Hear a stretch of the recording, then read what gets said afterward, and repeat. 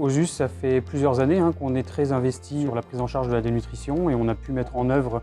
plusieurs projets et actions concrètes en lien avec la dénutrition, qui reste une pathologie souvent méconnue de la part des patients et du grand public, mais également parfois même des professionnels de santé. Donc en action institutionnelle, on a beaucoup travaillé sur des actions de prévention, en participant notamment à des actions de sensibilisation nationales telles que le Nutrition Day, également l'action Mon Poids, un indicateur de taille, et donc cette semaine nationale de la dénutrition qui a été lancée pour la première fois en 2020.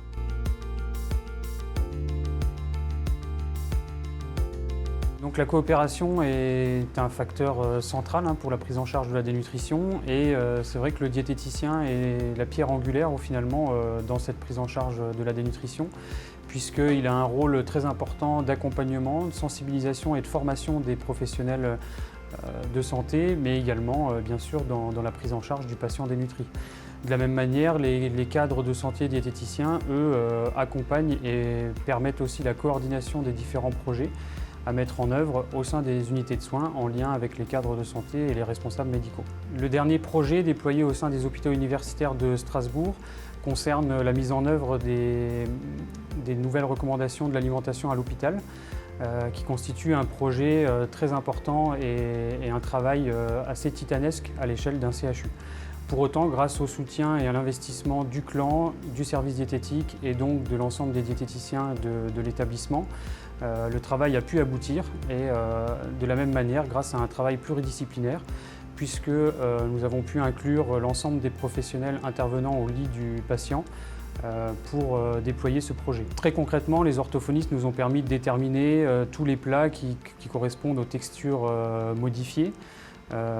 Et nous avons pu également faire participer les diététiciens, les cuisiniers, des différents directeurs, ainsi que des soignants à la dégustation de l'ensemble de nos menus qui vont être revus à partir du 23 novembre 2021. Et il est vrai qu'on a tous hâte de voir le résultat de ce travail qui a été très important.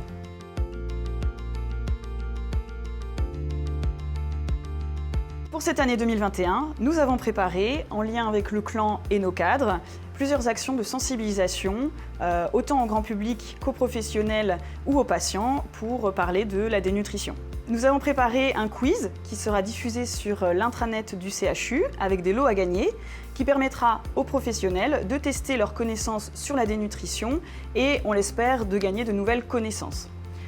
Nous avons également prévu une vidéo qui permet de retracer un petit peu tous les chiffres de la prévalence de la dénutrition, les conséquences et aussi quelques exemples de situations à risque. Cette vidéo sera aussi disponible sur l'intranet du CHU. Enfin, nous allons mettre en place 3 stands sur les 3 sites principaux du CHU qui permettront d'entrer en contact avec les visiteurs, les patients, mais aussi les professionnels afin de discuter de ce sujet. Nous aurons plusieurs outils disponibles, par exemple la balance pour peser les volontaires et leur expliquer l'importance du suivi du poids, mais également le handgrip pour tester la force de préhension ou par exemple les disques IMC.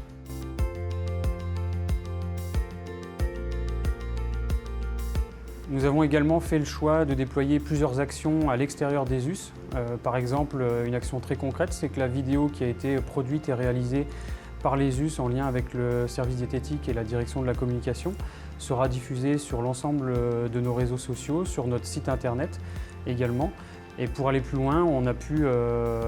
obtenir une communication via les médias locaux et régionaux, dans la presse, les télévisions et plusieurs radios, afin de sensibiliser et de toucher le plus grand monde.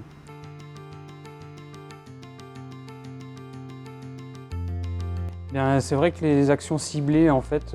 annuelles ou pluriannuelles permettent clairement de mettre en avant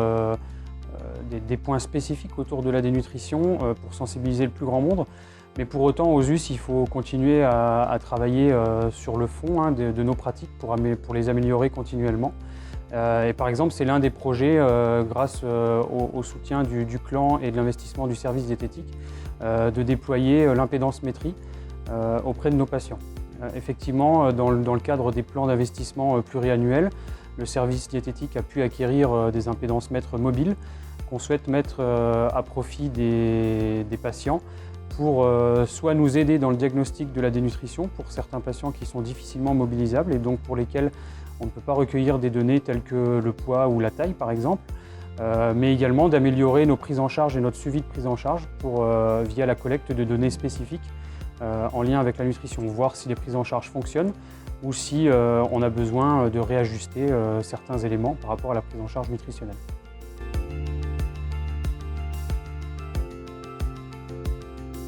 Alors la mise en place dans mon service de cette impédance maîtrise, ça sera dans le cadre des suivis des malades rénaux chroniques qu'on voit donc régulièrement aux consultations externes pour suivre donc les patients qui seraient dénutris ou à risque de dénutrition dans la mise en place de régimes spécifiques en néphrologie. Et c'était également une demande de nos médecins néphrologues qui ont parfois du mal à se fier uniquement au poids dans le cadre de contextes de patients qui sont en surcharge hydrosodée.